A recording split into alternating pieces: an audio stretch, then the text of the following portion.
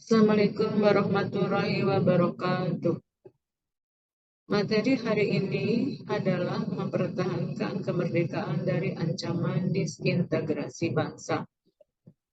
Tujuan pembelajaran dari materi ini adalah siswa mampu menganalisis berbagai pergolakan daerah, di antaranya adalah PKI Madiun, DITI, G30 SPKI, APRA, Andi Ajis, PRRI Pramesta, dan G30S PKI.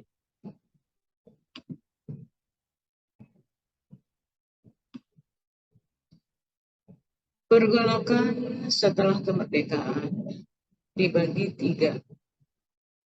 Yang pertama adalah pergolakan berkaitan dengan ideologi. Yang kedua, pergolakan berkaitan dengan kepentingan.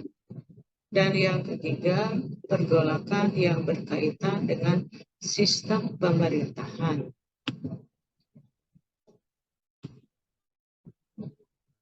Pergolakan berkaitan dengan ideologi terbagi menjadi tiga. Yang pertama PKI Madiun, yang kedua DITI, dan yang ketiga G30S PKI. Pemberontakan PKI Madiun. Latar belakang jatuhnya Kabinet Amir Syarifuddin pada tanggal 23 Januari 1948 akibat persetujuan Renville. Presiden kemudian menunjuk Muhammad Hatta untuk membentuk kabinet. Hatta membentuk kabinet tanpa golongan sosialis. Pada perkembangannya, Amir Syarifuddin menjadi oposisi kabinet Hatta dan menyusun Front Demokrasi Rakyat FDR dari golongan kiri dan kanan. FDR menghasut kaum buruh di pabrik Belangu pada tanggal 5 Juli 1948. Tokoh PKI Madiun adalah Musso. Musso dikirim oleh Gerakan Komunisme Internasional Moskow ke Indonesia untuk merekrut pimpinan atas Republik Indonesia dari tangan kaum nasionalis. Puncak pemberontakan PKI pada tanggal 18 September 1948 dengan pernyataan PKI tentang berdirinya Soviet Republik Indonesia. Aksi PKI dilakukan dengan menguasai seluruh keresidenan Pati dan melakukan penculikan serta pembunuhan terhadap musuh politik. Pemberontakan PKI ditindak tegas oleh pemerintah dengan mengerahkan kekuatan TNI dan polisi untuk menumpas gerakan tersebut. Pada tanggal 30 September 1948, Madiun berhasil direbut. Pada awal Desember 1948, operasi pemberontakan PKI dinyatakan selesai. Yang kedua, Darul Islam atau Tentara Islam Indonesia Jawa Barat. Dipimpin oleh Sekar Maji Marijan Kartosuwiryo. Kartosuwiryo merupakan anggota Partai Masyumi sejak masa pendudukan Jepang dan bahkan terpilih sebagai komisaris Jawa Barat.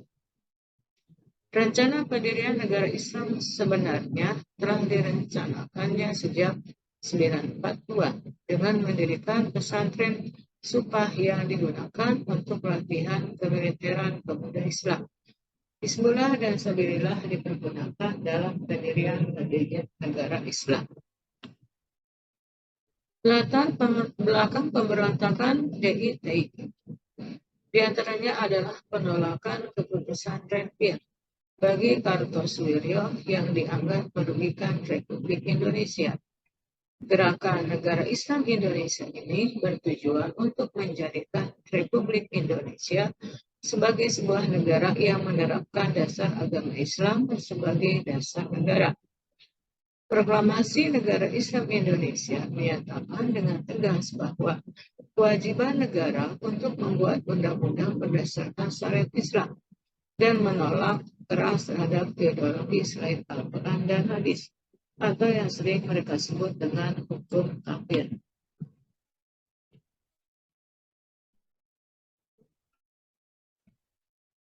Hadirnya DITI mengakibatkan penderitaan penduduk Jawa Barat karena penduduk tersebut sering menerima teror dari pasukan DITI.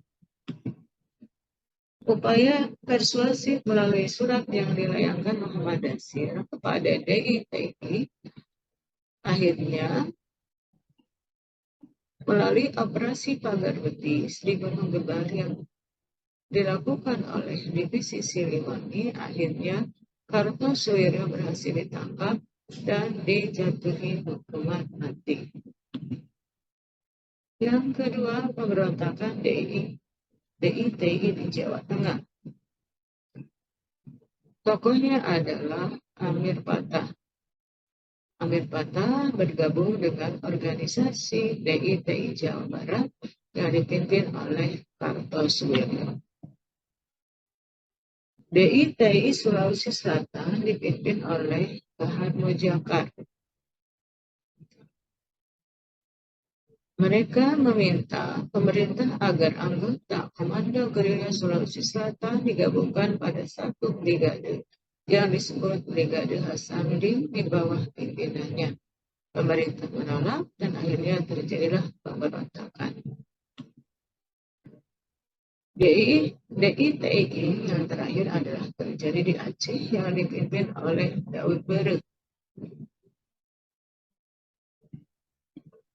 Latar belakang dari DITI Aceh adalah kekecewaan Daud Berek tentang perjanjian Renville karena status Aceh turun menjadi presidenan di bawah Provinsi Sumatera Utara.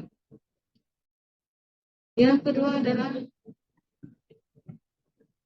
pergerakan berdasarkan kepentingan.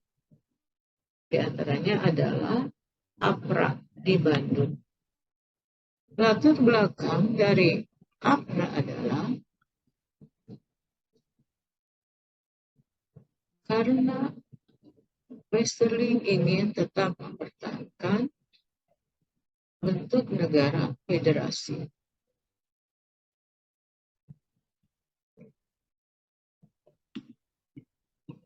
Selanjutnya adalah Andi Ajis. Faktor penyebab dari pemberontakan Andi Ajis adalah menentang masuknya ABRIS dan TNI ke Indonesia bagian timur. Selanjutnya pemberontakan RMS di bawah pimpinan Somukil. Tujuan dari pemberontakan ini adalah Maluku ingin memisahkan diri dari negara Republik Indonesia. Yang terakhir adalah pemberontakan berdasarkan sistem pemerintahan.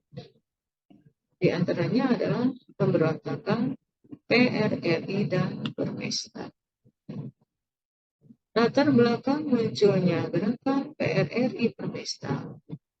Yang pertama adalah hubungan yang kurang baik antara pusat dan daerah karena adanya ketidakpuasan alokasi dana pembangunan. Yang kedua, semakin meluasnya pengaruh PKI.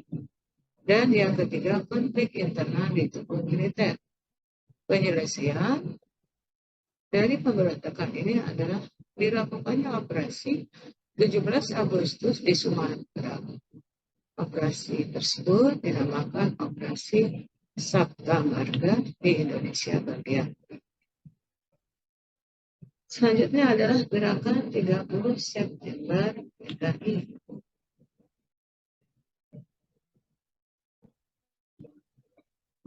Aksi pemberontakan G30 SPKI diawali dari dilontarkannya isu tentang adanya Dewan Jenderal, yaitu sekelompok TNI Angkatan Darat yang dianggap tidak loyal kepada pemerintah.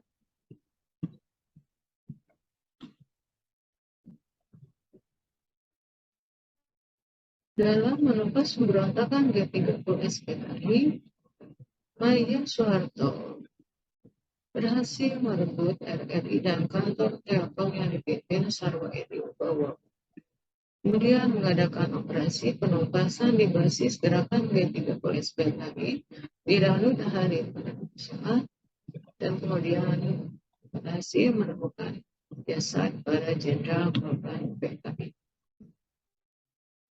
Dalam pemulihan keamanan dan ketertiban setelah G30 SPKI, Soeharto ditunjuk untuk memulihkan keamanan dan ketertiban terkait dengan G30 SPKI. Sedangkan kebijakan Presiden Soekarno, Presiden menandaskan bahwa beliau mengutuk pembunuhan yang dilakukan oleh petualang kontra revolusi yang menamakan dirinya G30 SPKI. Presiden juga tidak membenarkan pembentukan apa yang dinamakan Dewan Revolusi. Hanya Presiden saja yang mendemisionerkan kabinet. Sekian untuk menjelaskan tentang materi hari ini. Assalamualaikum warahmatullahi wabarakatuh.